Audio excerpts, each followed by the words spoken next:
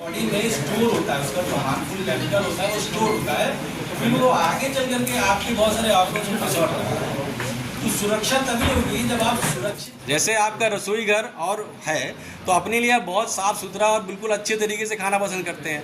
अब आप किसी ऐसे ढाबे रेस्टोरेंट ऐसी जगह पे जाएंगे जहाँ पर बनाने वाला ही में जो चीज़ें हैं उनका मानक नहीं पूरा कर रहा है, और ऐसा नहीं कि मानक कोई बहुत बड़ी चीज़ है, उसमें कम से कम बनाने वाले व्यक्ति का नाम रहेगा और कब बना है, कितने दिन चलेगा, उस पर उसने लिख रखा है कि इसको धूप कि आप अधिकारी सब ये जान रहे हैं कि मानवता के नाते मुझे कहाँ पे क्या कंप्रोमाइज करना है।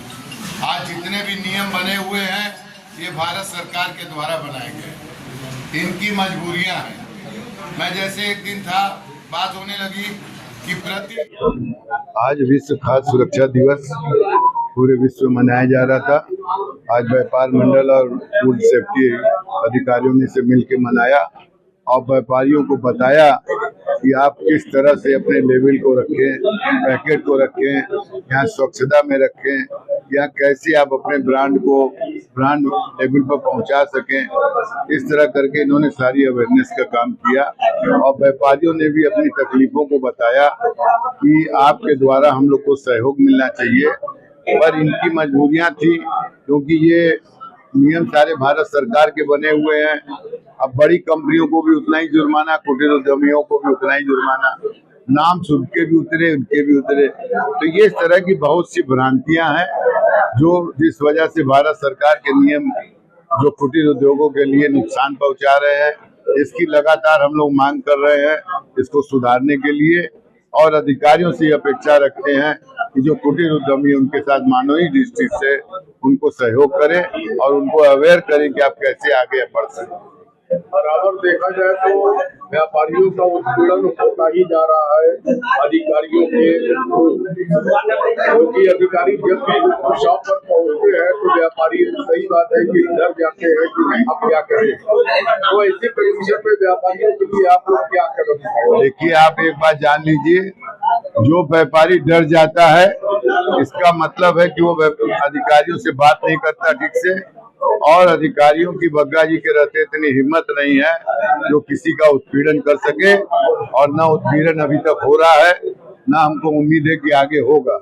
अगर किसी का उत्पीड़न हो रहा है तो जब उसकी सैंपल भरा जाता है तो उसको लगता है कि मेरा उत्पीड़न हो रहा है, तो सैंपल भरना इनका काम है, तो हम उसको उत्पीड़न समझेंगे तो ये दिक्कत आएगी।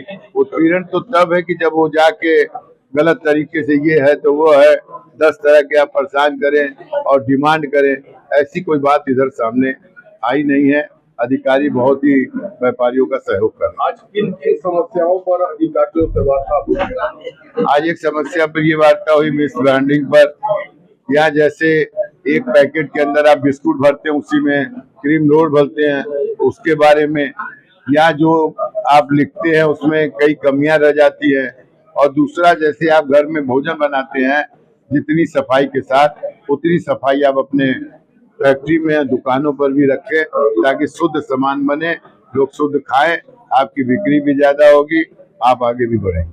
ये बताइए कि इसे खाद्य सुरक्षा की बात आती है निकल, तो निचले स्तर जो अधिकारी होते हैं तो कहीं ना कहीं व्यापारों का जुर्म ज्यादा करते हुए देखा गया है, तो इसको कैसे आप बड़े अधिकारियों पर कैसे इसका स्पष्टीकरण लेंगे? देखिए, अगर कोई अधिकारी ऐसा करता है तो हम लोग बड़े अधिकारी को शिकायत करते हैं।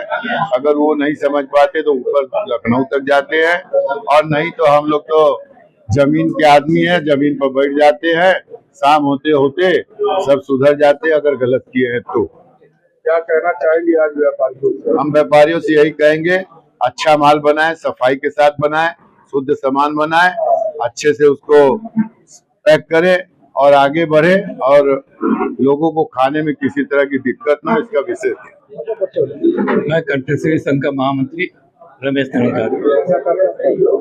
आज ये विश्व खाद्य दिवस के पर अधिकारियों और व्यापारियों की मीटिंग थी, जिसमें अधिकारियों ने हमको जागरूक करने के लिए ये मीटिंग रखी थी, और हमने भी अपनी समस्याएं इनके सामने रखी। और व्यापारियों ने जिस तरह मिस ब्रांडिंग के नाम पे, मिस ब्रांडिंग का मतलब होता है कि छोटी छोटी त्रुटियों को जो हम लेबलिंग पे अगर नहीं लिख पाते हैं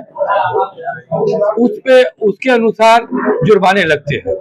तो हमारा भारत सरकार से मांग है कि जिस तरह जुर्माने इस तरह से लगते हैं कि जैसे मल्टीनेशनल कंपनियों को अडानी के जो फूड है उन पे जो जुर्माने लगते हैं वो गली मोहल्ले के कुटीर उद्योग को भी वही जुर्माने और वही मानक के अनुसार उनको देखा जाता है।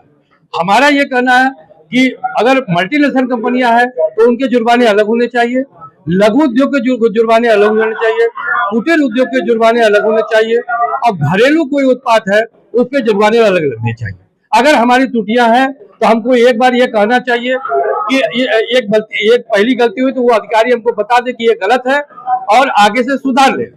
अगर दोबारा हम करते हैं तो एक बना ले कि हाँ इस तरह की इकाइयों पे जब उनको 5 लाख जुर्माना लगता है और हमको भी 5 लाख लगता है, हमारी पूंजी ही कुल 5 लाख की है, 7 लाख की है, तो हमारी इकाई तो बंद हो जाती है और उससे कोई आदमी बीमार नहीं होता है।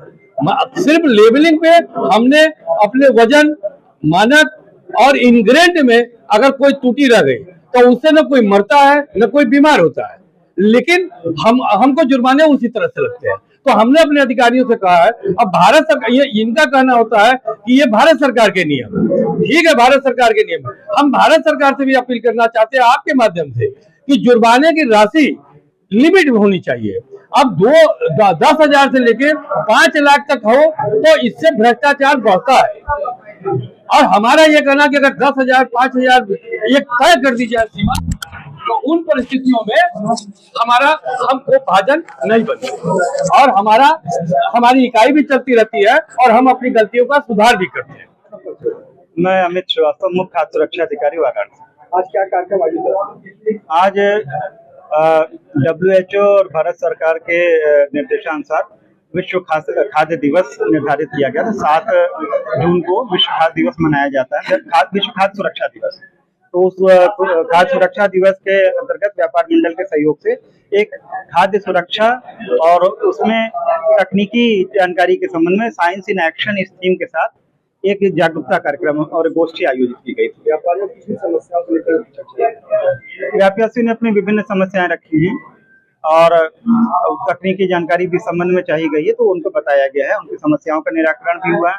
स्पेशली उन्होंने मिस ब्रांडिंग में क्या क्या प्रोविजंस हैं, लेबलिंग में क्या क्या पोजीशन, सारे बारे में पूछा जानकर उसको विस्तृत जानकारी दी गई है। निष्कर्ष निकला इसमें तो बेहतर है व्यापार मंडल के अध्यक्ष भी बताएंगे, लेकिन एक निष्कर्ष जो मुझे समझ में आ रहा है कि व्यापारी गण इससे बड़ा खुश थे और वो उनकी इच्छा है कि इस तरह के आयोजन बार बार होते रहे, जिससे कि उनकी समस्याएं और जानकारी, समस्याओं का निराकरण हो और जानकारी बढ़े।